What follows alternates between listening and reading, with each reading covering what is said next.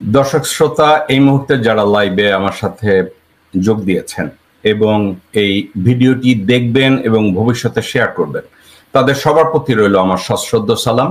আসসালামু আলাইকুম ওয়া রাহমাতুল্লাহি ওয়া বারাকাতুহু।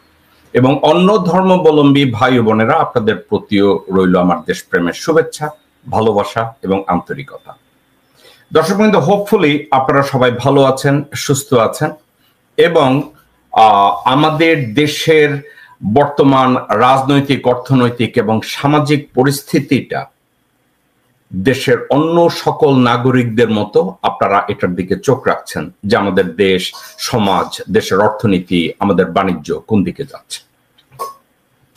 দর্শকবৃন্দ, এই বিষয়গুলোকে অ্যাভয়েড করার মতো অবস্থানে আমরা নাই।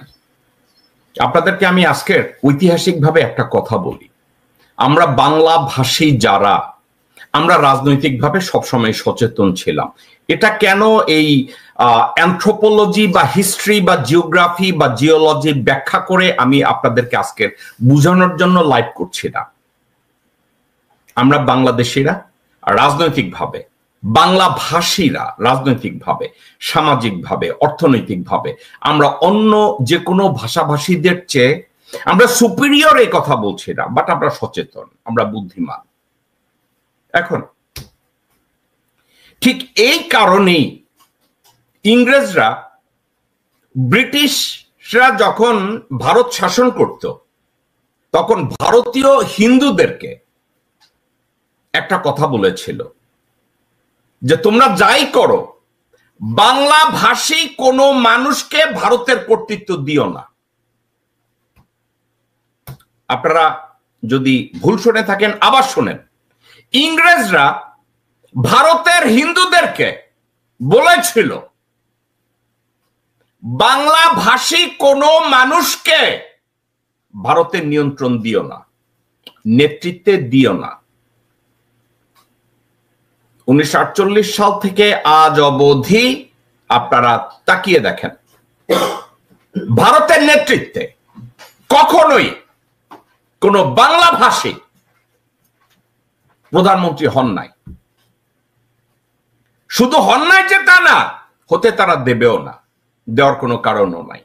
কারণ ইংরেজদের অ্যানালিসিস ছিল বাংলা ভাষী যারা, তারা চতুর্শ্রেণী না, তারা একদিকে যেমন বুদ্ধিমান আর একদিকে সচেতন, রাজনৈতিকভাবে তারা প্রচন্ডভাবে সচেতন এবং যে কোনো কিছু তারা যে কোনো সময় ঘটিয়ে দিতে পারে। কথাটা আপনারা মনে রেখেন। এই কথাটা তারা ভারতীয় রাজনীতিবিদরা, এক অন্য ভাষীর, এখন অনেকে বলে তাইলে বাংলা ভাষী হিন্দু তো আছে, ডাজন্ট ম্যাটার। ভারতে বাংলা ভাষী আপনি হিন্দু না খ্রিস্টান এর দিকে তাকাবে না, আপনি যাই হন আপনারে সেন্ট্রাল নেতৃত্বে দিবে না এবং দেয়ার পজিশনে তাদেরকে কোনোদিন পৌঁছাতে দিবে না। এখন আমার দেশের লোকজনও সচেতন, শিক্ষিত, দূরদৃষ্টি সম্পন্ন।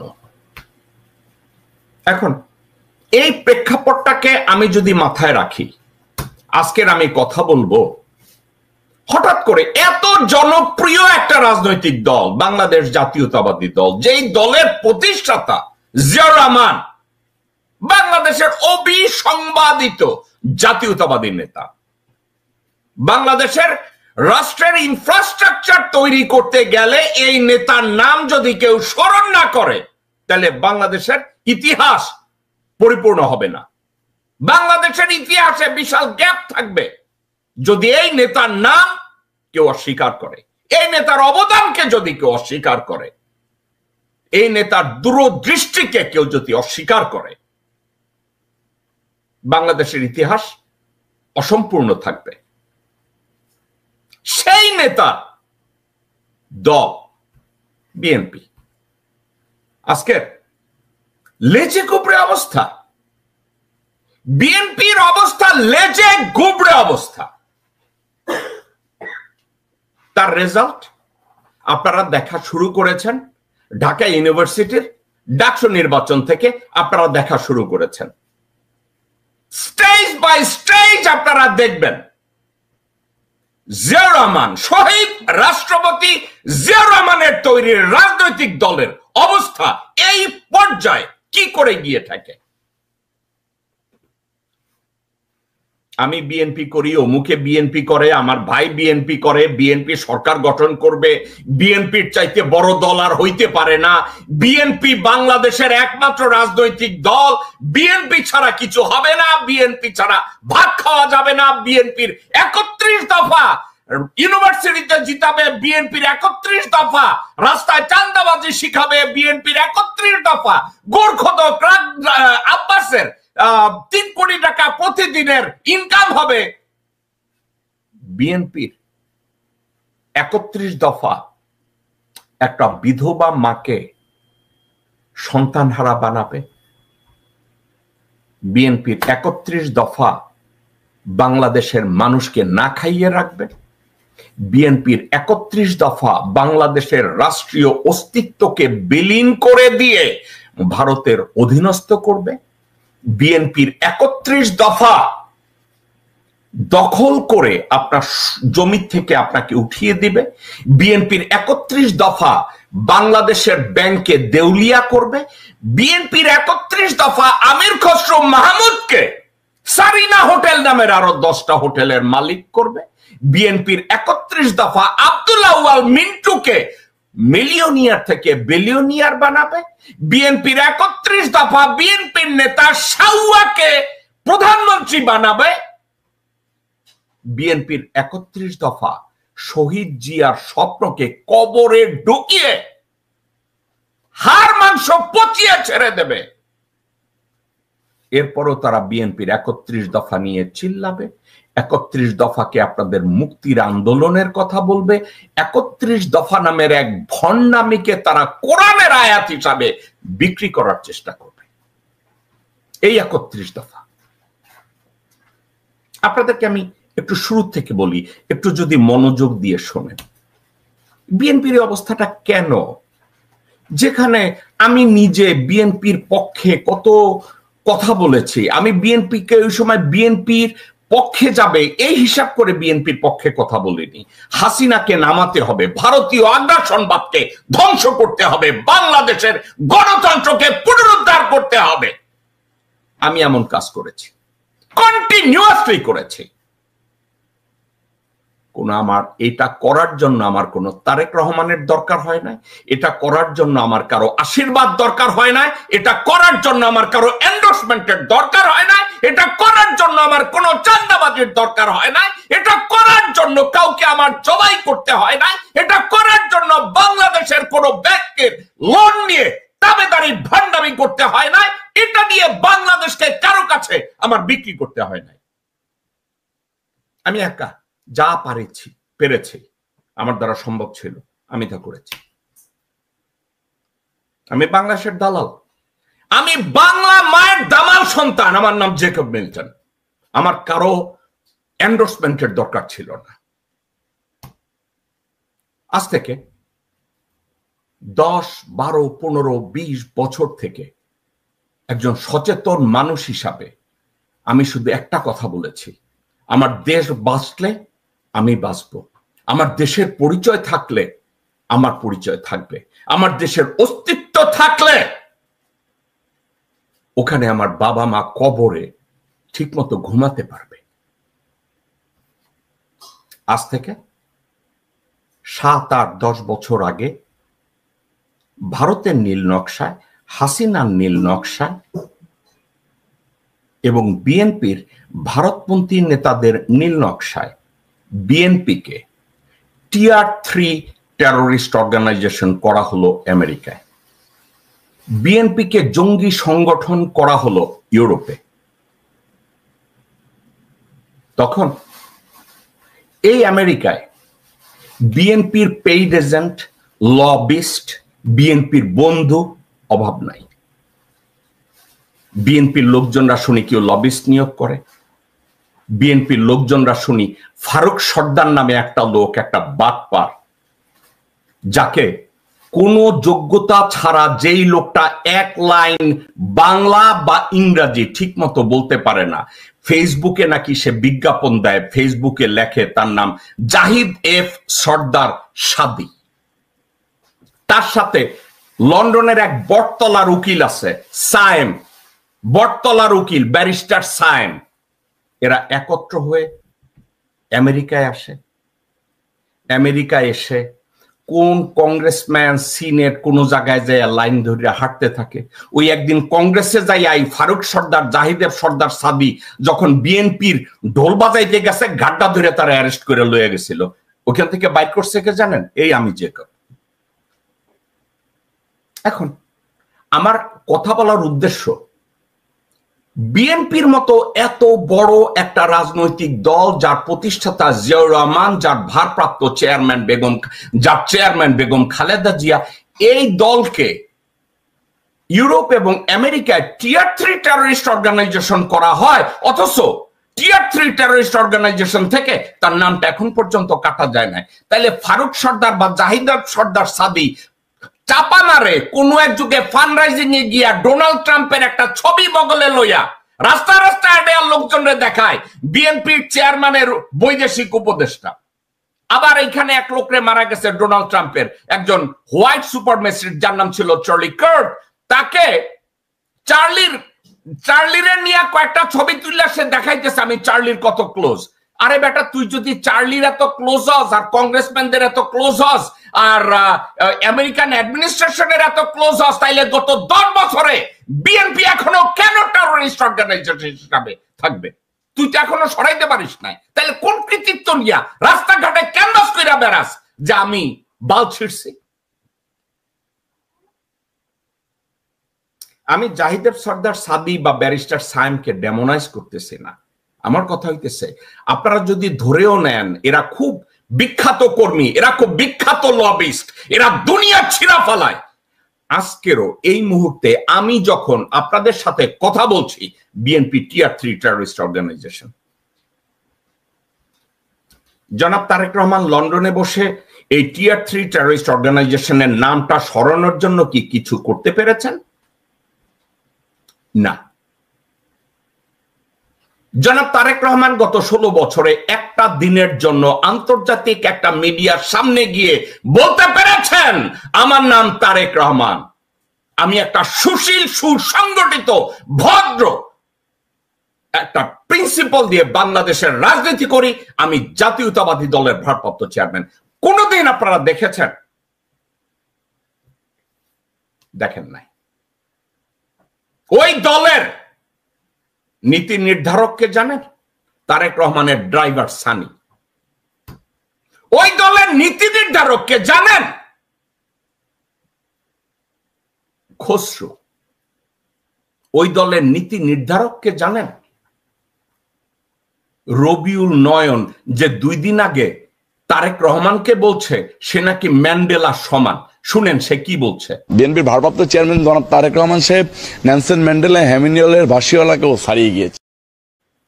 শুনেছেন? যেই তারেক রহমান গত 16 বছরে পৃথিবীর কোন সিটিং সরকার প্রধান বা সাবেক রাষ্ট্রপ্রধান বা সাবেক অফিসিয়াল বা সিটিং অফিসিয়াল এমন একটা লোকের সাথে বসে তারেক রহমান 5 মিনিট কথা বলেছে, এর কোনো ভিডিও বা ছবি আপনারা দেখেছেন?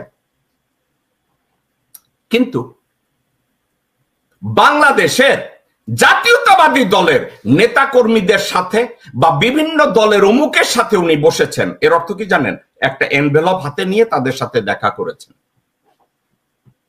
আমি তারেক রহমান বাংলাদেশে যে কোনো লোকজন ওখানে গেলে দেখা করে, আপনার কি মনে হয় আন্দালিব রহমান পার্থ টাকা দেওয়া ছাড়া তারেক রহমানের দেখা পাইছে? ইশরাক ওখানে গিয়ে তারেক রহমানের ওইখানে লাইন ধরছে, টাকা ছাড়া লাইন পাইছে? আরে ভাই, জিয়াউর রহমানের নিজের আপন ভাই বা আত্মীয় স্বজনরা ওখানে গিয়ে তারেক রহমানের সাথে দেখা পায় নাই। ওখানকার লোকজনরা বলছে $25,000 লাগবে। বিশ্বটা এখন অনেক ছোট, ইন্টারনেটের যুগ, সামাজিক মিডিয়ার যুগ। ওই সামাজিক মিডিয়ার যুগে তারেক রহমান ওইখানে বসে টাকা পাইবে এবং নেবে, এটা পৃথিবীতে জানবে না কেউ, সবাই জেনে যাবে। আমি জানবো, আপনি জানবেন, ফেসবুক যারা অ্যাক্টিভ তারা জানবে, ইউটিউবে যারা অ্যাক্টিভ তারা জানবে, সবাই জানবে। অর্থাৎ তারেক রহমান গত 16-17 বছরে একজন সিটিং সরকার প্রধান অথবা সাবেক সরকার প্রধান, একজন সিটিং অফিসিয়াল অথবা সাবেক অফিসিয়াল, ইউরোপিয়ান বা আমেরিকান কারো সাথে, অথবা আফ্রিকান অথবা মিডল ইস্টার্ন অথবা লিডার ফ্রম বলকান, কারো সাথে দেখা করে না। তার স্পেশাল এনভয় করেছে একটা লোককে, জাহিদ এফ সর্দার সাদিক, যেই লোক 6 জন কংগ্রেসম্যানের স্বাক্ষর জাল কইরা বিএনপি কে হাসিনা আমলে কম্বলের নিচে ঢুকাইছে, গুয়ের মধ্যে ঢুকাইছে। সে হয়েছে তাদের বৈদেশিক উপদেষ্টা, তারেক রহমানের খুব ঘনিষ্ঠ জন, ব্যারিস্টার সায়েমের বেড পার্টনার। কোন দিকে যাবেন, কোথায় যাবেন? এখন এটা কি খালি আমি দেখি না আপনারাও দেখেন? ওই যে বেটা কইছে না, আমিও জানি তুমিও জানো, তারেক রহমান পয়সার পাগল, আমিও জানি তুমিও জানো, ফারুক সর্দার ভণ্ড, আমিও জানি তুমিও জানো, বিএনপি জঙ্গি, টিয়ার 3। এটা আমার কথা না, আমেরিকান পোর্ট চার্টারে লেখা আছে, আমেরিকান ডিপার্টমেন্ট অফ হোমল্যান্ড সিকিউরিটির এখানে পরিষ্কারভাবে লেখা আছে। হাসিনা অথবা ভারতীয়রা যখন বিএনপির জন্য ন্যারেটিভ তৈরি করত, প্রথম লাইন ছিল ইউরোপ এবং আমেরিকায় India BNP tier 3 terrorist organisation. আজকের September 12, 2025 as of today, Tarique রহমানের এবং বিএনপির লবিস্টের আর ফারুক সর্দারের মতো 5-8টা নেরিকুত্তার অভাব নাই, কিন্তু বিএনপি এখনো টিয়ার 3 terrorist organisation. BNP tier 3 terrorist অর্গানাইজেশনের নাম আজও ঘোচাতে পারে নাই। এটা গেল একটা দিক। এবার আসেন, জিয়াউর রহমানের রাজনৈতিক আদর্শটা কি ছিল? প্যাট্রিয়টিজম। প্যাট্রিয়টিজম, প্যাট্রিয়টিজমের ব্যাখ্যা করতে গিয়ে জেমস উইলফোর্ড গার্নার, আধুনিক পৌরবিজ্ঞানের জনক, একটা কথা বলেছে, যদি কোনো ব্যক্তি বা গোষ্ঠী একটা নির্দিষ্ট ভূখণ্ডের প্রতি কমিটেড থাকে, একটা নির্দিষ্ট ভূখণ্ডের অধিবাসীদের কল্যাণে নিজের জীবনকে উৎসর্গ করে, এবং একটা নির্দিষ্ট ভূখণ্ড এবং সেখানে বসবাসকারী অধিবাসীদের জন্য সর্বোচ্চ ত্যাগে কমিটেড হয়, ওটার নাম দেশপ্রেম। এটা আমার কথা না, জেমস উইলফোর্ড গার্নার বিভিন্ন ভাবে এই কথাটাকে বলেছে। এখন জিয়াউর রহমান যখন দল গঠন করে, উনি বাংলাদেশে লোকজনদেরকে বলেছিল, I'll make politics difficult for the politician। উনি এই কথাটা কাদেরকে বলছিলেন জানেন? যারা রাজনীতির নামে ভণ্ডামি করে, যারা রাজনীতির নামে দুর্নীতি করে, যারা রাজনীতির নামে দেশদ্রোহিতা করে, যারা দেশপ্রেমের নামে দেশকে বিক্রি করে, যারা দেশপ্রেমের নামে নিজের আত্মাকে বিক্রি করে দেয়, দেশের সাথে বেইমানি করে। জিয়াউর রহমান বলেছিলেন, I'll make politics difficult for those political leaders। কিন্তু জিয়াউর রহমানের এই কথাটাকে উল্টে দিচ্ছে বর্তমান বিএনপি এবং তারেক রহমান। জিয়াউর রহমান যখন সরকার গঠন করে, জিয়াউর রহমানকে কার্টার অ্যাডমিনিস্ট্রেশনের এক ভদ্রলোক, তার নাম Anthony lake, Anthony lake Ziaur রহমানকে বলেছিল, what is your ultimate goal? Ziaur Rahman বলছিলেন,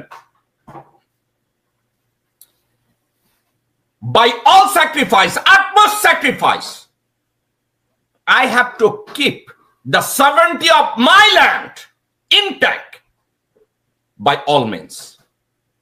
অ্যান্থনি লেক হাসি দিয়া বলছিল, how about your biggest sacrifice of your lifetime. Zia বলছিলেন, even if I have to make the biggest sacrifice of my life, give up my life. That was Ziaur Rahman. Ziaur Rahman সাহেবকে প্রতি রাতে 5 বার 7 বার ঘুম ভাঙানো হতো এটা বলার জন্য, স্যার রয়সে আমনেরে মারতে। বেচারা ঘুমাতেও পারে নাই। সেই জিয়া পরিবার বাংলাদেশে 2004-5 সালে ভারতের সাথে করিডোর ডিসকাশন করে এবং এই করিডোর দিছে প্রথমে। কেন জানেন? বরকতুল্লাহ ভুলুর মতো লোক, সায়েদ ইস্কান্দারের মতো লোক বলছে পলিটিক্যাল ডাইনেস্টি তৈরি করতে গেলে ভারতের সাথে মিল্লামিশা থাকতে হইব। দেখেন না মুজিব কত জনপ্রিয়? তাইলে কি জিয়াউর রহমানের হিসাব কিতাব তাইলে তাদের কাছে ভুল ছিল? জিয়াউর রহমান বলছিল I am willing to make ultimate sacrifice, তারা বলছে না আমি স্যাক্রিফাইস করব না, আমি বাংলাদেশের সরকার চালাই আর না চালাই, লন্ডনে বসলে মিলিয়ন মিলিয়ন পাউন্ড চলে আসে আমার পকেটে, বাংলাদেশে যে আমার প্রধানমন্ত্রী হওয়ার দরকারটা কি? মজুমদার ফ্যামিলির রক্ত, মজুমদার ফ্যামিলির রক্তে তো পয়সা চিনে, মানিজ্যতের দরকার নাই। মজুমদার ফ্যামিলির রক্তে তো খাম্বা চিনে, ওখানে তো পয়সা ইসের ক্ষমতা বা জনগণের সুখ দুঃখের দরকার নাই। আপনারা চিন্তা করে দেখেন গত 17 বছরে বিএনপি ওইসব নেতাদেরকে রেখেছে যারা ভারতের সাথে এবং আওয়ামী লীগের সাথে ভাগ বাটোয়ারা করে মিলিয়নিয়ার বিলিয়নিয়ার হয়েছে। তারেক রহমান বলে আমি তো ভাগ কম পাইছি। ভাই তুমি জীবন বাঁচাইতে লন্ডনে এসে বসে রয়েছে, তুমি ভাগ কম পাবা না তো ভাগ বেশি পাবা। ভাগ বেশি পাইছে মির্জা ফাক, ভাগ বেশি পাইছে গোরখোদক আব্বাস, ভাগ বেশি পাইছে আব্দুল আউয়াল মিন্টু, ভাগ বেশি পাইছে ইকবাল হোসেন টুকু, ভাগ বেশি পাইছে আমির খসরু মাহমুদ, ভাগ বেশি পাইছে বিএনপির শাউয়া, ভাগ বেশি পাইছে রুমিন ফারহানা, ভাগ বেশি পাইছে সামা ওবায়দ। তো তারা ভাগ বেশি পাইছে কারণ তারা তো ওইখানে থাকছে, থাইকা হাসিনার সাথে গণভবনে পিকনিক করছে, ইন্ডিয়ান হাই কমিশনে পার্টি করছে, দিনের বেলা ধানের শীষ কইছে, রাতের বেলা নৌকা কইছে, জয় বাংলা কইছে। এখন এই কথাগুলো আজকের আপনাদের সামনে কেন বলছি জানেন? এই জিনিসগুলো আর লোকজন বিএনপি আর এটা ধামাচাপা দিয়ে রাখতে পারতেছে না। আপনারা চিন্তা করে দেখেন, জনগণ কি এখন দেখে না বাংলাদেশের ঢাকা ইউনিভার্সিটিতে যে নির্বাচন হয়েছে ওই ছাত্রছাত্রীরা কি দেখে নাই ভারতে 9 বছর থাইকা যেই লোকটা বাংলাদেশে এসে ঢুকছে এই লোক এখন প্রত্যেকটা মিটিং এ সামনে যায়? অর্থাৎ বিএনপির প্যাট্রিয়টিক লিডার যারা, শিক্ষিত লিডার যারা, যারা বাংলাদেশের জন্য আলটিমেট স্যাক্রিফাইসে তৈরি, তাদেরকে পিছনে ঠেলে দিয়া ভারতে 9 বছর থেকে রয়ের ট্রেডিং নিয়ে যেই লোক এসে ঢুকছে তার সামনে পাঠিয়ে দিছে। আপনারা কি মনে হয় দর্শকবৃন্দ বাংলাদেশের জনগণ এইটা দেখে নাই? আপনারা কি মনে করছেন ঢাকা ইউনিভার্সিটিতে বিএনপির কোন নেতা ওইখানে যখন গোরখোদক আব্বাস ঢাকা ইউনিভার্সিটিতে গেছে সব লোকজনরা কেইটে দেখে নাই? দেখো এই গোরখোদক আব্বাস আইছে, যে হইছে দপ্তরের পোলা, যে যার বাবা কবর খুঁজতো, এখন প্রতিদিন পরিবহন আর বিভিন্ন জায়গায় টেন্ডারবাজি কইরা 300 কোটি টাকা প্রতিদিনে কামায়, হেই বাজার চোদাইছে এখন আমাকে ভোট দিতে কারে দেব এটা শেখানোর জন্য। মির্জা আব্বাসে দেখলে ঢাকা ইউনিভার্সিটিতে কেউ ভোট দিবে? এই গোরখোদক আব্বাস, বিএনপি শাউয়া, আমির খসরু মাহমুদ, এদেরকে দেখলে ঢাকা ইউনিভার্সিটিতে লেখাপড়া করে এরা কেউ ওরে ভোট দিবে? ছাত্রছাত্রীরা কি দেখে না এই মাদারচোদ কে? আমির খসরু মাহমুদরা দেখলে তারা বুঝে না এই হালার পালায় 2 দিন আগে অমিত শাহের সামনে যাই কাপড় খুইলা মাথাটা নোয়াইয়া আইছে। ছাত্র দলের যে ক্যান্ডিডেট ছিল আবিদ, ও তো করে না এগুলা। আবিদ তো ভালো মানুষ, ছাত্রলীগের ক্যান্ডিডেট যারা ছিল ওদের তো কোনো দোষ নাই, কিন্তু ছাত্ররা তাদেরকে, অন্য ছাত্ররা কেন তারে ভোট দিবে আমার একটু বলেন তো। আপনারা অনেকে বলেন ছাত্র দলের যে প্যানেল ছিল খুব ভালো প্যানেল ছিল, সমস্যা একটা, বিএনপি এবং ধানের শীষের দিকে যখন তারা যারা তাকায়, তাকানোর মধ্যে আপনি দেখেন, তাকানোর মধ্যে তারা কি দেখে অনলাইনে দেখেন, সামনে কেউ কোনো গন্ডগোল করার সাহস পায় নাই। এই এনসিপির কুত্তার বাচ্চারা তোমরা হিজড়ার মতো পিছন পাশ থেকে গিয়ে তোমরা ইয়ে করো। দেখছেন এনসিপির যে ছেলেপানরা দেশ থেকে একটা স্বৈরাচারকে তাড়িয়েছে, জনগণের মুক্তি এনেছে, ভারতীয় আগ্রাসনের বিরুদ্ধে রুখে দাঁড়িয়েছে, তাদেরকে বলে বিএনপি কুত্তার বাচ্চা। এই লোককে কি তারেক রহমান বহিষ্কার করেছে? করে নাই। এই লোককে কি কেউ সমালোচনা করেছে? করে নাই। এই লোকের বিরুদ্ধে কোনো অ্যাকশন নেওয়া হয়েছে? করে নাই। তারপর এটা যদি হয় তাহলে আবিদকে বা বিএনপি কে লোকজন ভোট দিবে কেন ডাকসু নির্বাচনে? যেই দলের মহাসচিব এই কথা বলে, শুনেন মহাসচিব কি বলে, যে শহীদ হোসেন জিয়া রহমানের মৃত্যু যদি 1981 সালের মে মাসে না হয়ে যদি 2015 সালে হতো তাহলে এই বাংলাদেশের ভাগ্যে কি ঘটতো আমি জানি না, তবে সম্ভবত সেটা লাইবেরিয়া অথবা আফগানিস্তানের মতো একটা ব্যর্থ রাষ্ট্রে পরিণত হতো। এখন আমাকে বলেন, এই যদি হয় বিএনপি মহাসচিবের উক্তি দলের প্রতিষ্ঠাতাকে নিয়ে, তাহলে আবিদদের দোষ কি? ঢাকা ইউনিভার্সিটিতে অন্যান্য ক্যান্ডিডেট একটা পজিশন তারা পায় না, তাইলে তাদেরকে ভোটটা কেন দিবে? ঢাকা ইউনিভার্সিটিতে যারা লেখাপড়া করে ওরা তো মেধাবী, অ্যাডমিশন টেস্টে তো ভর্তি পরীক্ষা দিয়ে তারা তো ওইখানে ভর্তি হয়েছে। তারা বেনজিরের মতো, ওই যে পুলিশ প্রধান বেনজির যেমন, ওই যে দুইজন ডাক্তার রুবায়া তার একজন কি জানে নিজাম নাকি, তারা ওইখানে তারে বিনা ভর্তি পর ছাড়াই তারে ভুয়া রাস্তা দিয়ে তারে ভর্তি করাই দিচ্ছে ডক্টরাল ডিগ্রিতে। ওই রকম তো করে নাই। তো ঢাকা ইউনিভার্সিটির ছেলেপান যারা, ছাত্র ছাত্রী যারা, তারা তো তাদের মেধা দিয়ে চিন্তা করে দেখেছে, যেই দলের মহাসচিব জিয়াকে এভাবে ডেমোনাইজ করে, আমরা তাদেরকে কেন ভোট দেব? আমরা তাদেরকে কেন ভোটটা দিতে যাব? যেই দলের মহাসচিব জিয়া সম্পর্কে এই কথা বলে। কিন্তু আরো একটা কথা, এই মির্জা ফখরুলের ভাই ফয়সাল আমিন আমেরিকায় ক্রেডিট কার্ড ফ্রড কইরা, টাকা পয়সা চুরি কইরা, মানুষের কাছে টাকা পয়সা ধান্দাবাজি কইরা ফয়সাল আমিন দেশে গেছে। দেশে গিয়া ঠাকুর গায়ে সেক্রেটারি হয়, মেয়র হয়, ডিসি রে বদলি করে, এসপি রে বদলি করে। আপনার কি মনে হয় এগুলো সেন্ট্রালে কেউ জানে না? আপনার মনে হয় এই ঢাকা ইউনিভার্সিটির ছেলেপানরা এগুলো শুনে নাই? ঢাকা ইউনিভার্সিটির ছেলেপানরা কি এটা জানে না যে মির্জা ফাক যতবার আন্দোলনের ডাক দিছে প্রত্যেকটা বিভাগীয় শহরে আজাইরা 2টা লেকচার দেওয়ার বাইরে তার আর কোনো প্ল্যান নাই? ঢাকা বিভাগীয় সমাবেশে মির্জা ফাক তার নেক্সট কোনো প্ল্যানই ছিল না যে এরপরে কি করবে। বিএনপি কে পরের স্টেজে নিয়ে যাওয়ার জন্য, দর্শক বিন্দু, রাজনীতি করতে গেলে একটা জিনিস লাগে, আমি লোকজন সমাগম করব।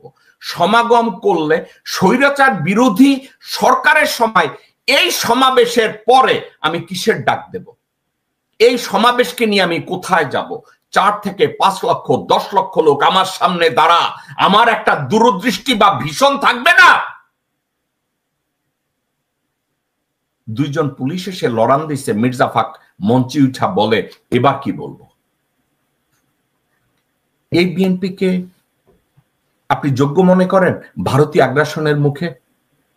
এই বিএনপি কে আপনি ভোট দিবেন ঢাকা ইউনিভার্সিটিতে, জাহাঙ্গীরনগর ইউনিভার্সিটিতে, চিটাগং ইউনিভার্সিটিতে? এবং আবিদদের মতো ছাত্রদেরকে শিখিয়ে দেওয়া হয়, তোমরা লোকজনের কাছে, ছাত্রছাত্রীদের কাছে খেদমত করতে যাবা না, শুধু বলবা আমিও জানি তুমিও জানো শিবির হইছে পাকিস্তানি। এইটা হইছে আপনাদের স্লোগান। শিবিরের ছাত্রছাত্রীরা নিজে না খাইয়া, ইফতারি নিজে না কইরা, গরমের মধ্যে হলে হলে কুলার, ওয়াটার কুলার দিয়ে দেয় যাতে ঠান্ডা পানি খাইতে পারে। ছাত্রছাত্রীদের নামাজ পড়ার দাওয়াত দেয়। পকেটের মধ্যে থেকে খাওয়া বা 2 পয়সা বাইর কইরা গরিব একটা ছাত্রর হাতে দেয়। এখন এটা নিয়ে রুমিন ফারহানা বলবে এরা একটা জঙ্গি সংগঠন, এরা স্বৈরাচারের দোসর, এবং আর কিছু যদি খুঁজে না পায় তাইলে বলবে ওরা তো রক্কাডে। গত 54 বছর এই রক্কাডা আর রাজাকার আর শিবির এই তকমার বাইরে ছাত্র দলের নিজেদের কৃতিত্ব নিয়ে বলার মতো কোনো কিছু তাদের কি আছে? আমি তো দেখি না। আছে, একটা জিনিস আছে, গত 5-7 বছর ধরে একটা লোককে ঢাকা ইউনিভার্সিটির ছাত্র দলের প্রেসিডেন্ট বানাইছে, কারণ ভারতের আনুকূল্য পাওয়ার জন্য, যে জন্য গয়েশ্বর রায়কেও বানানো হয়েছে। দেখেন তাদের আনুকূল্য পাওয়ার জন্য ঢাকা ইউনিভার্সিটিতে ছাত্র দলের প্রেসিডেন্টকে তো বিসির সামনে থাপ্পড় দিয়া এই উটকো কুত্তা বলবে আমার নাম গণেশ রায়। তো এই গণেশ রায় যদি হয় ঢাকা ইউনিভার্সিটির ছাত্র দলের প্রেসিডেন্ট, যেই দেশের 92% জনগণ এবং ঢাকা ইউনিভার্সিটির 90%-এর উপরে ছাত্রছাত্রী মুসলমান, সেখানে আমি ধর্ম নিয়ে ট্যাগ দিচ্ছি না, ওখানে ধর্ম নিয়ে গণেশের মতো একটা বেয়াদবকে, গণেশের মতো একটা জঙ্গিকে, গণেশের মতো একটা চাঁদাবাজকে, গণেশের মতো একটা হায়নাকে ঢাকা ইউনিভার্সিটি ছাত্র দলের প্রেসিডেন্ট করতে হলো। এরপরে আবার আপনারা আশা করেন লোকজন ছাত্র দলকে বিজয়ী করবে? আপনারা কি জানেন লালমনিরহাট জেলার 2টা উপজেলা, একটা পাটগ্রাম, একটা হাতীবান্ধা, ওই 2টা থানায় অ্যাটাক করা হয়েছে, 2টা থানায় অস্ত্র লুট হয়েছে, 2টা থানায় ভাঙচুর করা হয়েছে। আপনারা কি জানেন গণেশ ওই যে ভাঙচুর করা হয়েছে ওইখানে পাটগ্রাম এবং হাতীবান্ধা থানায় আসামি ছিনতাই করা হয়েছে, লালমনিরহাটের পরিস্থিতি অস্থিতিশীল করে তোলা হয়েছে যাতে ওইখানে লালমনিরহাট এয়ারপোর্টটা খোলা না যায়, এবং এটা করা হয়েছে ভারতের ইশারায়। ওয়াকার বলছে, সেনাপ্রধান মির্জাফর ওয়াকার বলছে গণেশ তুমি চালায়া যাও। লন্ডন থেকে তারেক রহমান বলছে গণেশ তুমি চালায়া যাও। মির্জা ফাদ বলছে, বিএনপি শাওয়া বলছে গণেশ তুমি চালায়া যাও। তাহলে গণেশ আজকে টেবিলে থাপ্পড় দিবে না তো গণেশ কি করবে?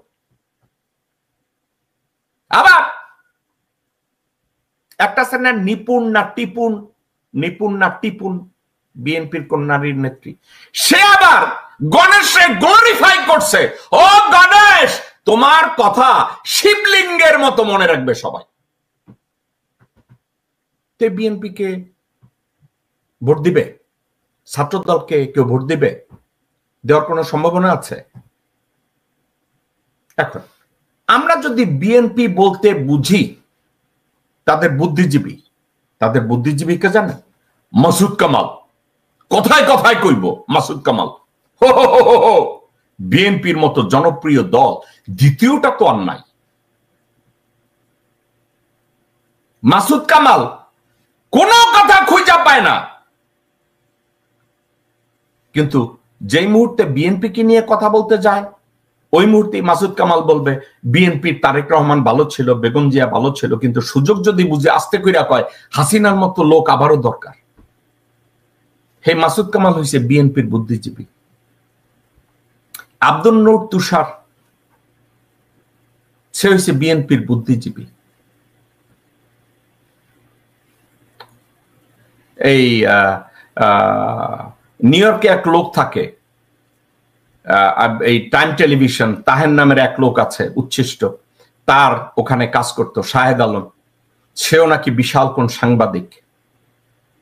সে নিজে পুরুষ না মহিলা আমি এটাও বুঝি না, আর সে বিএনপি করে না আওয়ামী লীগ করে এটাও আমি বুঝি না, কিন্তু একটা জিনিস বুঝে, তুমিও জানো আমিও জানি, শাহেদ আলম পয়সা চিনে।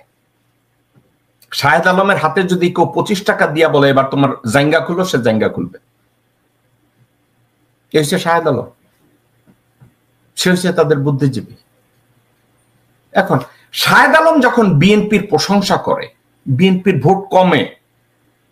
আব্দুল নূর তুষার যখন বিএনপির প্রশংসা করে, বিএনপির ভোট কমে। রবিউল নয়ন যখন তারেক জিয়ারে ম্যান্ডেলা বলে, বিএনপির ভোট কমে। তারেক জিয়া যখন স্লোগান শুনে খুশি হয়, আমিও চিনি তুমিও চেনো, শিবির হয়েছে পাকিস্তানি, তাদের ভোট কমে। কারণ এটা ইন্ডিয়ান ন্যারেটিভ, এটা আওয়ামী লীগের ন্যারেটিভ, এটা রয়ের ন্যারেটিভ, এটা দেশ বিরোধী ন্যারেটিভ। তাহলে বিএনপি আর ছাত্রদলকে ভোট কেন দিবে? তারা 31 দফা করেছে। আপনারা কি কেউ মনোযোগ দিয়ে 31 দফাটা একটু পড়ে দেখেছেন? আমি দেখেছি। বর্জ্য বুঝেন, গার্বেজ। অদূরদর্শী এত গার্বেজকে আমি দেখি না জীবনে কেউ প্রতিষ্ঠা করার জন্য তারেক রহমান ওইটা আবার পাঠ করে এবং বলে 31 দফায় জনগণের মুক্তি। 31 দফার কোন জায়গায় খুঁজে পাবেন না আমার পররাষ্ট্রনীতি এটা, আমার অর্থনৈতিক নীতি এইটা, আমার বাণিজ্য নীতি এইটা, আমার ধর্মীয় নীতি এইটা, আমার ল এনফোর্সমেন্টের কনস্টিটিউশনের উপরে আমার পলিসি এইটা। 31 দফার ভিতরে কোন দফায় এগুলো খুঁজে পাবেন না। কি আছে জানেন? ওই যে বাংলাদেশে একটা আরবি না জানা একটা ছাগল হুজুর আছে না, গিয়াসউদ্দিন তাহেরি না জানি কোন বালছর, সে যেভাবে ওয়াজ নসিহত করে আপনাদেরকে কেমনে একত্রে আনতে হইব, মানে কাগজ কাগজ লাগে রে, দেও খয়রাত দাও। 31 দফার অর্থ এইটা। এই বিএনপির 31 দফার অর্থ কি জানেন? হাসিনা যেভাবে 96 সালে ক্ষমতায় আসার জন্য মাথায় হিজাব পড়ছিল, মাথায় ঘোমটা দিছিল, ওই হিজাব। তারেক রহমান রে বুঝানো হয়েছে বাংলাদেশের জনগণ হয়েছে বলদ, তাদেরকে কোন রকম প্রেমের ডায়লগ দাও, 31টা ডায়লগ, এই প্রেমের 31টা ডায়লগে মুগ্ধ হইয়া বাংলাদেশের জনগণ ভোট দিবে। তারেক রহমান বুঝতে ব্যর্থ হয়েছে যে কোনো শিক্ষা প্রতিষ্ঠানে যারা ঢাকা ইউনিভার্সিটিতে, চিটাগং ইউনিভার্সিটি, রাজশাহী, খুলনা বিভিন্ন ইউনিভার্সিটিতে যারা পড়ে তারা এখন আর এতটা বলদ নাই। সে ভুলে গেছে বাংলা ভাষীরা, ওই যে প্রথমে বলেছে ব্রিটিশরা বলে গেছে বাংলা ভাষীদেরকে কখনো ভারতের ক্ষমতায় দিও না। তারেক রহমান, বিএনপি এবং ভারতপন্থীরা বাংলাদেশের জনগণকে, বাংলাদেশের শিক্ষিত জনগোষ্ঠীকে আন্ডারমাইন করেছে। বাংলাদেশের এখন একজন আমার রিকশাওয়ালা ভাই, সে রিকশায় যখন কাস্টমার থাকে না, ফোনটা খুলে সে গুগল করা শিখেছে। এটা তারেক রহমান জানে না। তারেক রহমান পয়সার বিনিময় বিএনপির পদ বিক্রি করে। এখানকার নিউ ইয়র্কে গিয়াস আহমেদ নামে এক হারামজাদা রিকশাওয়ালা এখন 2 পয়সার মুখ দেখছে তার কাছে। এখানে এসে গর্ব করিয়া গিয়াস আহমেদ বলে, আমি $2 লাখ দিছি তারেক রহমান রে, আমারে আমার ইসের বিএনপির সেন্ট্রাল কমিটির মেম্বার করছে। মিজানুর রহমান মিল্টন নামের আরেক হারামজাদা আছে, নিজে কতক্ষণ কনস্ট্রাকশন করে, কতক্ষণ বলে রিকশা চালায়, যে তারেক রহমানকে জঙ্গি সংগঠনের নেতা বানাইছে, বাংলা ভাইয়ের নেতা বানাইছে মিজানুর রহমান মিল্টন। তার পাশে এসে দেখি আমির খসরু মাহমুদ আড্ডা মারে, জয়নাল আবেদিন ফারুক আড্ডা মারে এবং তাদেরকে নিয়ে ডুগডুগি বাজায়। আরেকজন আছে জিল্লুর রহমান, সে এইখানে এরে বেচে ওরে বেচে। আসল ব্যবসা কি? একটা হোটেলে টেবিল মুছে, দোষের কিছু নাই। কিন্তু তার মতো লোক কোন জায়গায় জীবনে কোনোদিন দুর্গা পূজাও কাজে লাগে নাই, সরস্বতী পূজাও কাজে লাগে নাই, শিবলিঙ্গ পূজাও কাজে লাগে নাই। সে বিএনপির নেতা। আমি খালি ফারুক সর্দারের গালি দে, এরা হচ্ছে বোঝা। বিএনপির প্রত্যেকটা এই যুক্তরাষ্ট্রে অবস্থানকারী, লন্ডনে অবস্থানকারী প্রত্যেকটা এবং ঢাকার সেন্ট্রাল কমিটির প্রত্যেকটা লেখায় আন্তর্জাতিক বিষয়ক সম্পাদক। আপনারা বালের সম্পাদক। আপনার দল ইউরোপ এবং আমেরিকায় টিয়ার 3 টেররিস্ট অর্গানাইজেশন, একটা জঙ্গি সংগঠন। এই ট্যাগ আপনারা সরাইতে পারেন নাই গত 10 বছরে। আপনারা আমার বালের দল করেন, আপনারা আবার বৈদেশিক উপদেষ্টা হন, আন্তর্জাতিক উপদেষ্টা হন। আনোয়ার হোসেন খোকন নামের এক উচ্ছিষ্ট 10 টাকা দিয়া কমিটি বিক্রি করে, নিউ ইয়র্কে কমিটি বাণিজ্য করে। তারেক রহমান ওইখানে বসে কমিটি বাণিজ্য করে, নেতা বাণিজ্য করে, পদ বাণিজ্য করে। ঢাকা ইউনিভার্সিটি, চিটাগং ইউনিভার্সিটি, রাজশাহী ইউনিভার্সিটির ছাত্রছাত্রীরা এগুলো জানে না। আপনাদেরকে ভোট দিবে কেন? তারা জানে না আব্দুল্লাহ আউয়াল মিন্টু বেগম জিয়ার সাথে বিট্রে করছে 2013 সালের নভেম্বরে? জানে না? সাদেক হোসেন খোকা বিট্রে করছে বেগম জিয়ার সাথে, বিএনপির সাথে, বিএনপির পিঠে ছুরি মারছে। দেশের ছাত্রছাত্রীরা এটা জানে না? তারা কেন ছাত্র দলের ভোট দিবে? তারা কেন জাহাঙ্গীরনগর ইউনিভার্সিটি, ঢাকা ইউনিভার্সিটি, চিটাগং, রাজশাহী কেন আপনাদেরকে ভোট দিবে? কত বড় লজ্জার কথা। আপনি দেখেন ঢাকা ইউনিভার্সিটিতে বিএনপি হাইরা যাওয়ার পরে, বিএনপির ছাত্র দল হেরে যাওয়ার পরে আব্বাস এবং রুমিন ফারহানার একটু কথোপকথন আপনারা একটু শুনেন। ঢাকা বিশ্ববিদ্যালয়ে জামাতে ইসলামীর এত ভোট থেকে আসলো, আমার তো হিসেবে মিলে না ভাই। তলে তলে আওয়ামী লীগের সঙ্গে আঘাত করে ছাত্রলীগের সকল ভোট জামাতে নেয়। বুঝতে পারছেন? এখন ছাত্রলীগ দীর্ঘ 15 বছর ঢাকা বিশ্ববিদ্যালয় শাসন করেছে, তাদের তো বিরাট একটা জনসমর্থন আছে, এটা অস্বীকার করার কোনো পদ্ধতি নেই। হয়তো নেতারা চলে গেছে, কিন্তু যারা সাধারণ কর্মী, বহল পর্যায়ের নেতা, অন্য তারা তো আর যায়নি। এই সুযোগটা পেয়ে তারা হয়তো এই সুযোগটা কাজে লাগিয়ে শিবিরকে হয়তো সমর্থন দিয়েছে, যার কারণে দেখবেন ভোটের ডিফারেন্স মার্জিনটা কিন্তু অত্যন্ত আকাশ পাতাল হয়ে গেছে।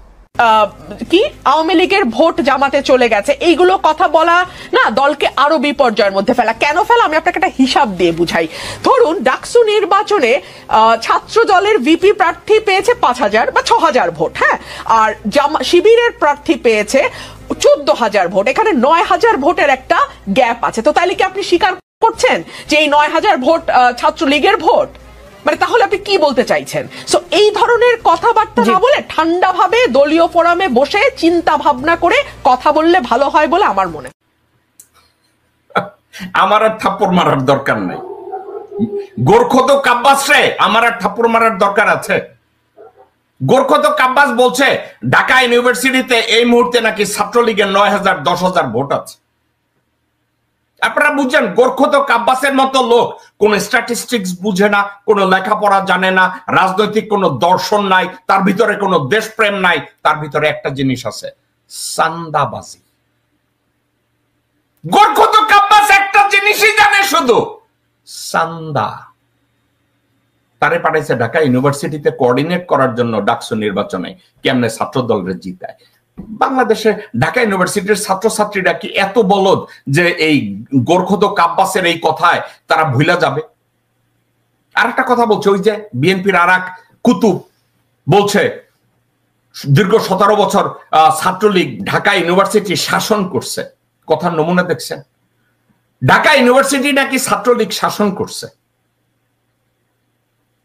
কয় নেতারা পলাইছে, তাদের কর্মীরা আছে না। কথাটা তো এটাও হইতে পারে, ছাত্রলীগের যত ভোট এবং সমর্থক ছিল তার 80% ভোট এবং সমর্থকরা নিরুপায় হয়ে তাদেরকে সাপোর্ট দিছে, কারণ হলে সিট থাকতো না। ছাত্রলীগের স্লোগান দলে মিছিলে না গেলে তাদের সিটে পানি ঢেলে দেওয়া হইতো, তাদের খাওয়া দাওয়া নষ্ট করে দেওয়া হইতো, তাদেরকে ফ্লোর মোছানো হইতো, তাদেরকে শারীরিকভাবে নির্যাতন করা হইতো, তাদেরকে পিটানো হইতো, তাদেরকে লেখাপড়া করতে দেওয়া হইতো না। তো তারা কি করতো? ছাত্রলীগের স্লোগানে যাইতো। আজকে বিএনপির নেতারা বলে ছাত্র শিবিরের এরা মুনাফেক, কারণ তারা ছাত্র লীগের মধ্যে লুকায়া ছিল। আপনাদেরকে আমি একটা কথা বলি, দর্শকবৃন্দ একটু মনোযোগ দিয়ে আমার কথাটা যদি শুনেন আপনারা বুঝবেন। এসপিওনাজ ওয়ার্ক যেটা গোয়েন্দাগিরি, বৈদেশিক গোয়েন্দাগিরি এবং অন্য পক্ষের কি প্ল্যান এটাকে নিজের কাছে নিয়ে আসার এই ট্যাকটিক্স খালেদ বিন ওয়ালিদ এর আগেও চলছে।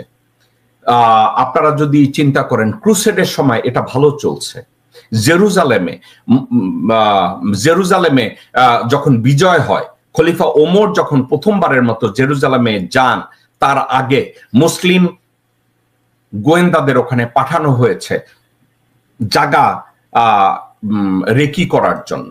অবস্থা কি, জুইশদের অবস্থান কি, খ্রিস্টানদের অবস্থান কি, মুসলমানদের অবস্থান কি, পাগানদের অবস্থান কি, কার কি অবস্থা, এবং এই তথ্য যারা নিতে জেরুজালেমে যাইতেন তারা কি যায় বলতেন আমি খলিফা ওমরের জাসুস হয়ে এখানে আসছি? মুসলমানদের যেই সব মুসলিম ভাই ওখানে তথ্য সংগ্রহ করতে যেতেন, কেউ ভিক্ষুকের বেশে যেতেন, কেউ খ্রিস্টানের বেশে যেতেন, কেউ পাদ্রির বেশে যেতেন, কেউ রাবাইয়ের বেশে যেতেন। এখন শিবিরের কোনো ভাই বা বোন ঢাকায় ইউনিভার্সিটিতে বেঁচে থাকার জন্য, নিজের সার্ভাইভালের জন্য, টিকে থাকার জন্য যদি জয় বাংলা স্লোগান দিলে আমি বাইচা থাকি, জয় বাংলা স্লোগান দিলে ঠিক মতো ক্লাস করতে পারি, জয় বাংলা স্লোগান দিতে গেলে মানুষকে দাওয়াত দিতে পারি, সেটা আপনার কাছে কেন মুনাফিকি মনে হয়? আমি একটা বিতর্কে বাংলাদেশের আজকের আলোচনার ভিতরে টানতে চাই না। সেটা কি জানেন? জামাতে ইসলামী রাজাকার ছিল, জামাতে ইসলামী দেশদ্রোহী। আমি এটা মানতে কোনোদিনই রাজি না, এবং 1971 সালের জন্য জামাতে ইসলামীকে মাপ চাইতে হবে এমন গাঁজাখড়ি উক্তি আমি শুনতেও চাই না। যারাই বলে I am willing to debate anyone and everyone by the book, black and white. কারণ 1971 সালে জামাত যদি মুক্তিযুদ্ধকে সমর্থন দিয়ে না থাকে সেটা ছিল আইডিওলজিক্যাল ডিফারেন্স, এবং রাষ্ট্রবিজ্ঞান এবং ইতিহাস আমাদেরকে শিখায় পৃথিবীর কোন দেশের 100% জনগোষ্ঠী তাদের স্বাধীনতাকে সমর্থন করে নাই। স্বয়ং আমেরিকার স্বাধীনতা যখন হচ্ছিল, আমেরিকার ফাউন্ডিং ফাদারদের একজন জর্জ ওয়াশিংটন পর্যন্ত প্রথম দিকে এই আমেরিকার স্বাধীনতা চায় নাই। তাহলে কি জর্জ ওয়াশিংটনকে রাজাকার বলা হবে? জর্জ ওয়াশিংটন স্লেভদের ফ্রি করতে চায় না, এই জন্য কি জর্জ ওয়াশিংটনকে স্বৈরাচার বলে আজকে ফাঁসি দিতে হবে? আমি এটা বিশ্বাস করি না, ইউরোপিয়ানরা এটা বিশ্বাস করে না। আপনারা কেন করেন? আপনারা কি বেশি বুঝেন রাজনীতি? আচ্ছা, এখন আজকের আলোচনায় আমি একটা জিনিস আমি বোঝাতে চাচ্ছি, ছাত্র দল বা বিএনপি এরা আসলে কেন ধীরে ধীরে জনবিচ্ছিন্ন হচ্ছে? কেন হচ্ছে? ভারত এইটাই চায়। কেন হচ্ছে? আওয়ামী লীগও এটা চায়। কেন এটা হচ্ছে? হাসিনা শেখ এইটাই চায়। তারা বিএনপিকে আইসোলেটেড করতে চাচ্ছে। বিএনপি যে গর্ব করে বলছে আমরা সবচেয়ে জনপ্রিয় দল, এই শব্দটা তাদের কাছ থেকে তারা সরিয়ে নিতে চায়। তারেক রহমান দেখছে যে আমি বাংলাদেশে আজকের জঙ্গি তৎপরতার কথা বললে আমারে হয়তো আমেরিকা থেকে টিয়ার 3 টেররিস্ট অর্গানাইজেশন উঠায় দিবে। তারেক রহমান সাহেব, আমার জীবনে আমি বেকুব দেখেছি, এমন বেকুব দেখি নাই। আপনি বাংলাদেশের রাজনীতি নিয়ে কথা বলতে গেলে ডাকসু নির্বাচন বা জামাতের রাজনীতিকে নীতিকে নীতি দিয়ে, সত্যকে সত্য দিয়ে, দেশপ্রেমকে দেশপ্রেম দিয়ে চ্যালেঞ্জ না করে আপনি যেই দেশে কোনো জঙ্গি নাই এখন বলেন মৌলবাদ বাংলাদেশে মাথাচাড়া দিয়ে উঠেছে, মৌলবাদ জঙ্গিবাদ বাংলাদেশে প্রশ্রয় দেওয়া হবে না। আপনি এই কথাগুলো আপনাকে কে শিখিয়েছে? ফারুক সর্দার, জাহিদেব সর্দার সাদি? আপনি কি জানেন তারেক রহমান সাহেব জাহিদেব সর্দার সাদি, ফারুক সর্দার এক লাইন বাংলা ঠিক মতো বলতে পারে না, এক লাইন ইংরেজি ঠিক মতো সেন্টেন্সটা মেক করতে পারে না? আপনি কি জানেন তারেক রহমান সাহেব? তার উপরে নির্ভর করে 10 বছর আগের ডোনাল্ড ট্রাম্পের বাচ্চার ছবি দেখে আপনার মনে হইছে তার জাহিদেব সর্দার সাদি বিএনপি কে টিয়ার 3 থেকে সরাইয়া দিবে? এই বুদ্ধি আপনারে কে দিচ্ছে যে বাংলাদেশে জঙ্গিবাদ আছে? আপনি কথায় কথায় যে বলেন বাংলাদেশে জঙ্গিবাদ, জঙ্গিবাদ উৎপাটন করতে হবে, আপনার এই ডায়লগটা কে শিখাইছে তারেক রহমান সাহেব?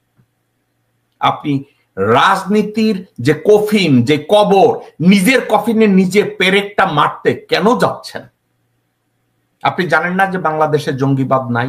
বাংলাদেশের শান্তিপ্রিয় মুসলমানরা আছে।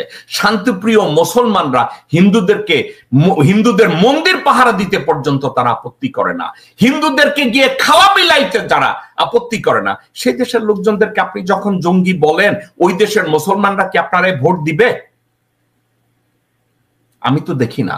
যেই দেশের মানুষকে, যেই দেশের সাধারণ মুসলমানদেরকে আপনি জঙ্গি বলেন, ওই মুসলমান ভাইরা, আমি বা আমার বাপ চাচারা কেন আপনাকে ভোট দিতে যাবে?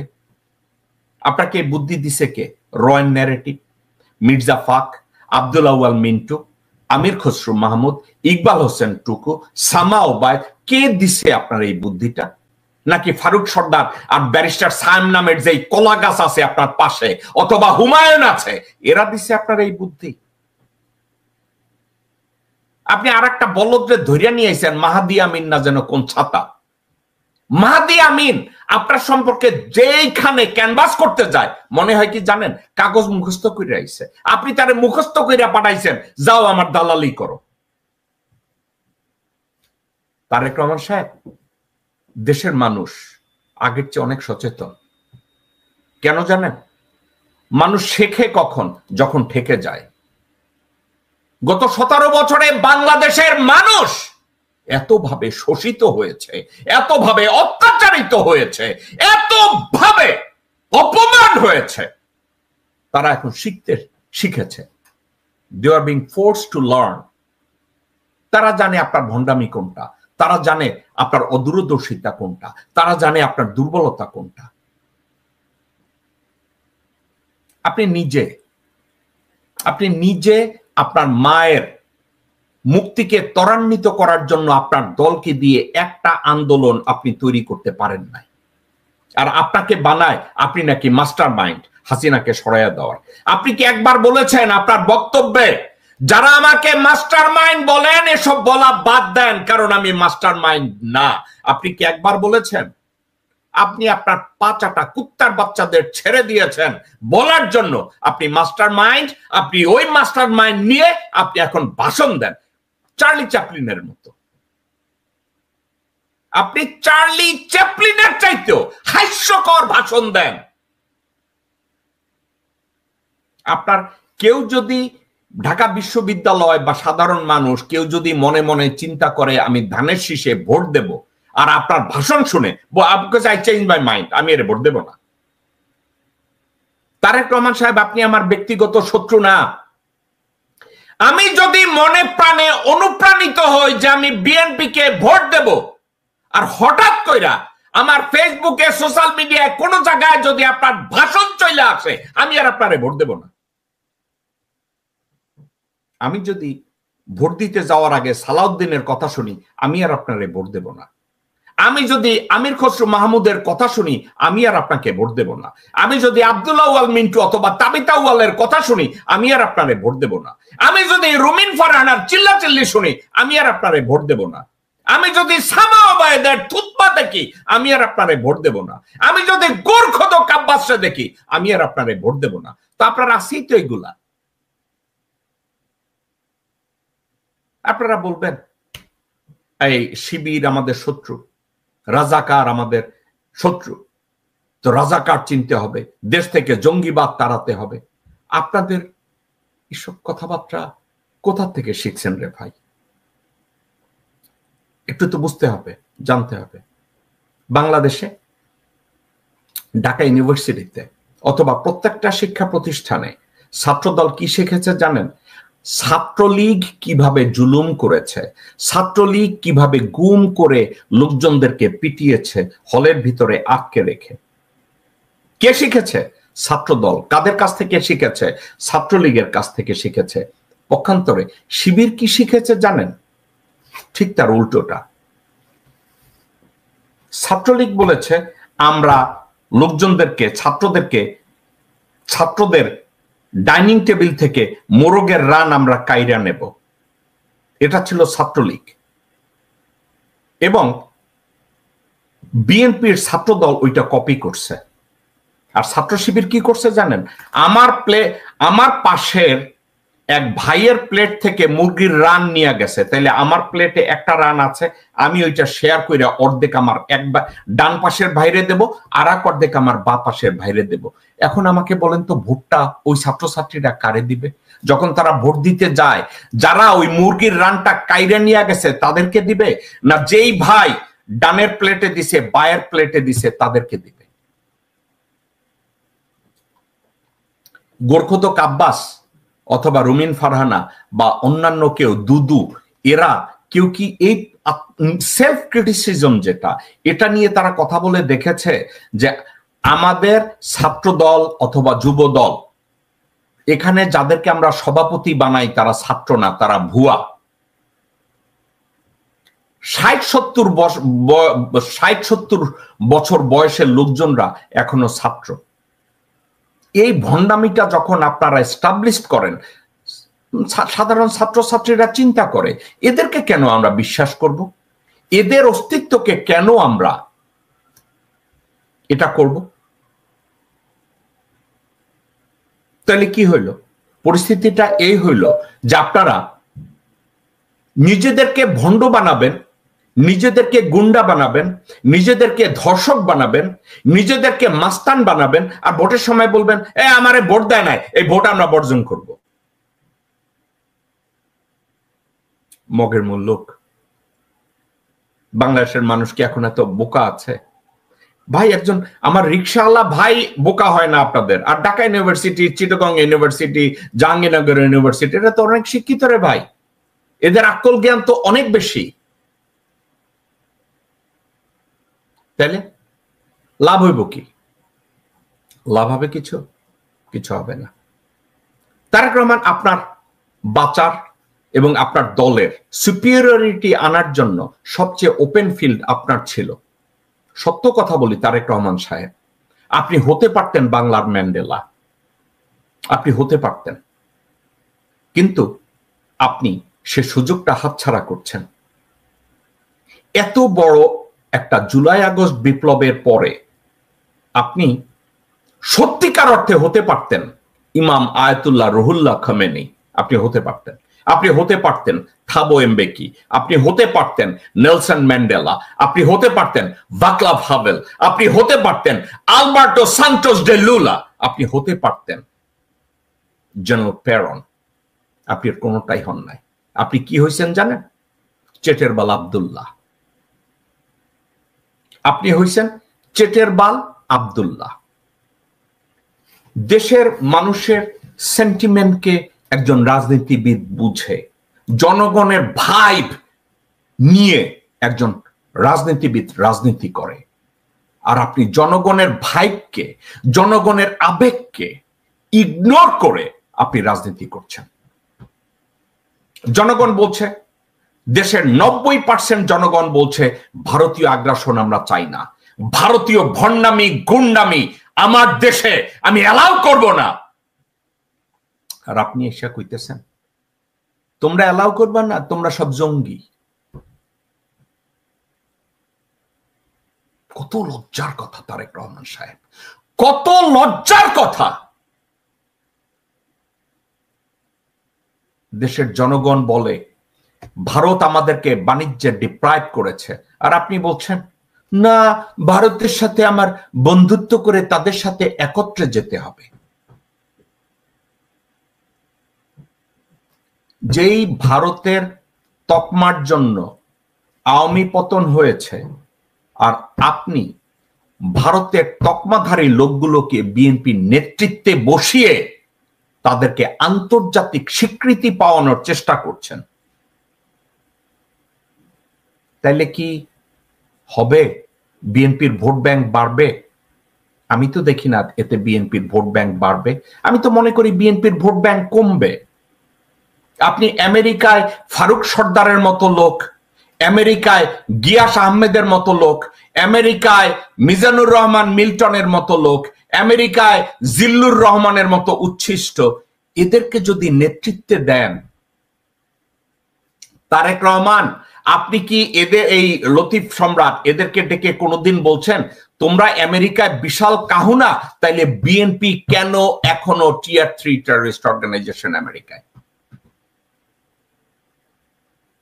আপনাদেরকে এই যে মুশফিক ফজল আনসারী, তারেক রহমান আপনাকে যে বলদ বানায়া গেছে, মুশফিক ফজল আনসারী কোনোদিনই আপনার প্রতি অনুগত ছিল না। মুশফিক ফজল আনসারী হইছে হারিস চৌধুরীর ভাগনা ও নিজের স্বার্থের বাইরে কিছু বললে না, ওর সামনে $10 দিয়ে বলেন তোর পাশার কাপড় খোলো, খুলে দিবে। এই হচ্ছে মুশফিক ফজল আনসারী। এক লাইন বাংলা গুছায়া বলতে পারতো না, এক লাইন ইংরেজি ঠিক মতো গুছায় বলতে পারতো না। আমি সাক্ষী, স্টেট ডিপার্টমেন্টে আমি পাশে বসে দেখেছি। এরা যদি এতটাই ক্যাপাবল হয়, তারেক রহমান সাহেব এবং বিএনপি নেতৃত্ব, আমার কথাটা শুনেন, এই লোকগুলো যাদের উপরে আপনারা নির্ভর করেন, এরা যদি এতটাই ক্যাপাবল হয়, তাহলে বিএনপি এখনো টেররিস্ট অর্গানাইজেশন কেন? আপনি কেন আমেরিকায়, আপনাকে তারা আমেরিকান কংগ্রেস থেকে একটা ইনভাইটেশন নিয়ে কোনো কংগ্রেসম্যান বা সিনেটরকে দাঁড় করিয়ে আপনার নামে একটা ইনভাইটেশন ইস্যু করে স্পেশাল গেস্ট হিসাবে কেন আপনাকে আজ পর্যন্ত আমেরিকায় আনতে পারে নাই? কেন পারে নাই? এরা সব ঠন ঠন।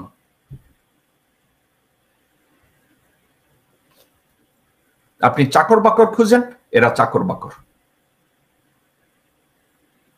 আপনি সানিরে নেতা বানাইবেন, তাহলে ফারুক সর্দার দোষ করছে কি? আপনি কয়সারের নেতা বানাইবেন, তাইলে এই গিয়াস আহমেদ দোষ করছে কি?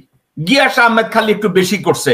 এইখানে ওই পুলিশের আইজি বেনজির আসলে তারে লইয়া পার্টি দিত, উলঙ্গ ক্লাবে লইয়া যাইতো, শামীম ওসমানের উলঙ্গ ক্লাবে লইয়া যাইতো বগলে কইরা। এখন শুনছি ডিবির হারুনের লইয়া পিকনিক করে পার্টি দেয়। তো তারেক রহমান সাহেব, এই যে নয়ন নামে যেসব লোকজনদেরকে আপনি স্লোগান দেওয়ান বাংলাদেশে যে আপনি নাকি ম্যান্ডেলা হইছেন, আপনি এদেরকে থামাতে আপনি পারেন নাই। এবং আপনি কি পারবেন? আমি মনে করি না আপনি পারবেন, কারণ আপনার ম্যান্ডেলা হওয়ার সুযোগ ছিল, আপনি হন নাই। আপনি মনে মনে কইছেন আমি হইছি টোকাই, আমি টোকাই ভালো, আমার খাম্বা মামুন ভালো, আমার খাম্বা ওই যে কি জানি আছে না, এখন কালবালা যারে দিয়া দখল করাইছেন, কালবালা দখল করাইছেন, আপনি ভুলে গেছেন না? কি জানি নাসিরউদ্দিন পিন্টু না, এই লোকটার নাম কি? এই লোকটার তো আমি এই আজকের আমি যে কথাটা বলতে আসছিলাম সেটা হচ্ছে এই, বিএনপি জিয়ার আদর্শের সাথে ইনট্যাক্ট থেকে, জিয়াউর রহমানের আদর্শটাকে ইনট্যাক্ট রেখে তারা যদি রাজনীতি করত, এখনো করে, বিএনপি বাংলাদেশে ডেফিনেটলি জনপ্রিয় দল হতে পারে, বিএনপি ডেফিনেটলি নির্বাচনে জিততে পারে। কিন্তু বিএনপির আচার আচরণে মনে হয় আমি ক্ষমতায় যাই বা না যাই, আমি লন্ডনে বসে পয়সা পাইতেছি। Tarique Rahman is not hungry. সে জনগণের মুক্তি চাচ্ছে না, জনগণের মুক্তি তার টার্গেট না, জনগণের কল্যাণ তার টার্গেট না, জনগণের সুখে শান্তিতে থাকা তার টার্গেট না। তার টার্গেট পয়সা কামানো, whether he is in power or not। সে লন্ডনে বসে পয়সা পাচ্ছে। নির্বাচন আসবে সামনে, সে 300-400 আসনের জন্য প্রত্যেকটা আসন বিক্রি করবে 10 কোটি, 15 কোটি, 40 কোটি টাকা। আপনি বুঝেন কত হাজার কোটি টাকা সে পাবে? তো তার ক্ষমতার দরকার কি? হাসিনা আমলেও সেই কাজ করেছে। তো ডাজ ইট রিয়েলি ম্যাটার যে ভারত এসে বাংলাদেশে ঢুকবে না ভারতের বাইরে যাবে? It doesn't matter. এবং তারেক রহমান ইসলামের কাছ থেকে পয়সা খাইছে, যার জন্য সালাউদ্দিনরা সরাইতে পারতেছে না। সালাউদ্দিন বিএনপির এত কোথাকার কোন কাহনা যে তারে ধাক্কাইয়া সব জায়গায় কইতে হবে। আপনি শুনবেন নীলুফার মনি নামের কোন এক উচ্ছিষ্ট মহিলা আছে, হে তারেক রহমানের জন্য কয় না, হ্যাঁ কয় সালাউদ্দিন ভাই আমাকে বাঁচান, এইটা করতে হইব।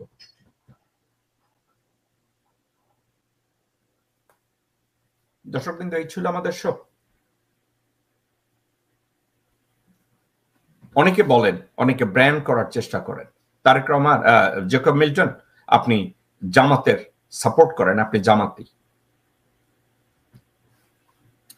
এটার জবাব আসলে আমার দেওয়ার দরকার নাই, কিন্তু আমি এমনি বলি আপনাদেরকে, আপনি যদি সত্যকে সাপোর্ট করেন আর জামাত বা শিবিরের লোকজনরা যদি সত্য বলে, তাহলে মানুষ প্যারালালি চিন্তা করে যে জেকব মিল্টন জামাতের লোক।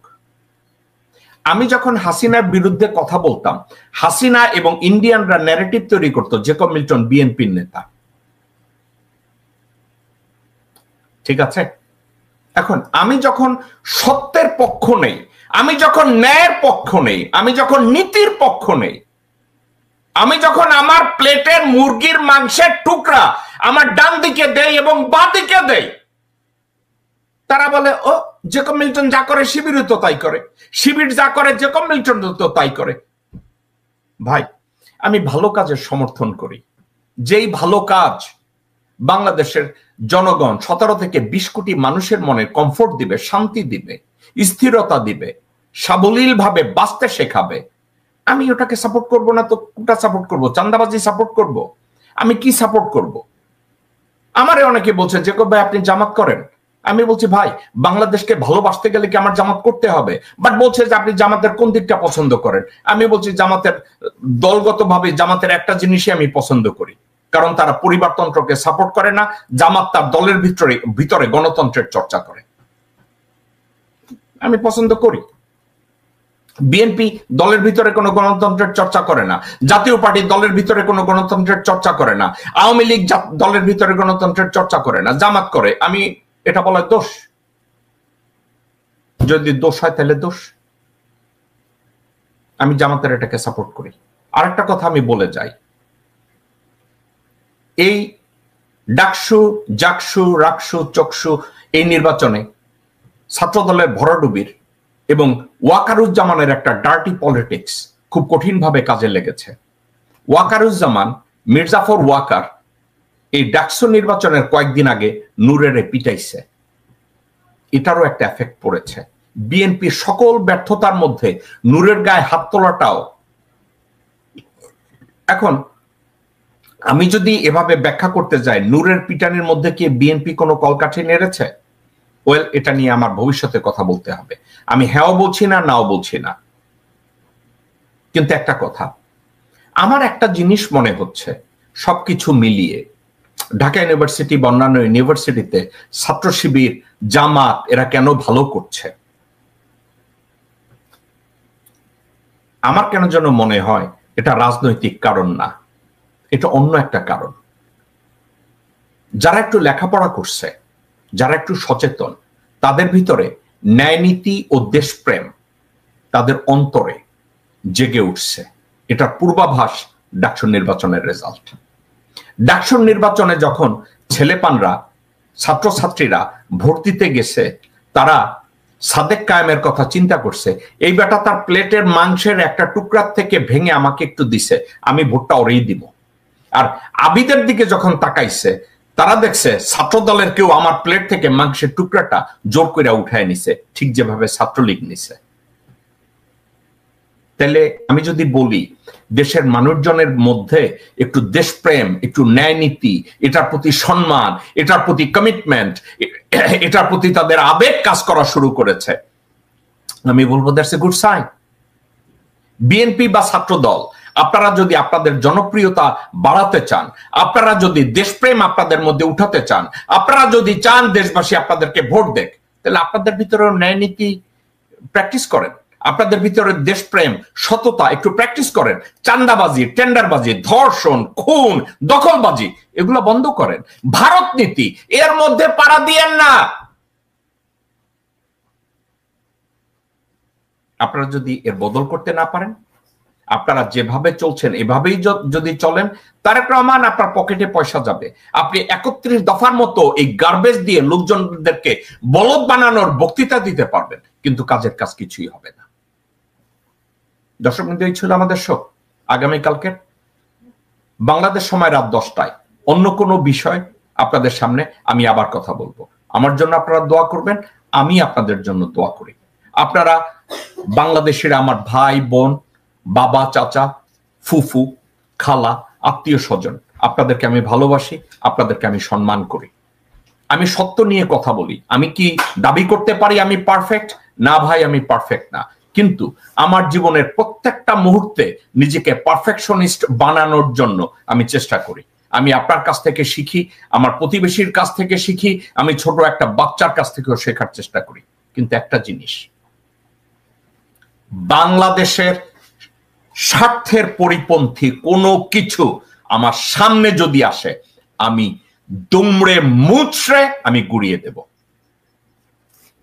আমার নিজের জীবনের বিনিময় হলেও ওই দেশ টিকে থাকবে, ওই দেশকে টিকিয়ে রাখতে হবে, কারণ ওই দেশটা আমার পরিচয়, ওই দেশটা আমার অস্তিত্ব, ওই দেশটার মাটিতে আমার বাবা মা ঘুমিয়ে আছে।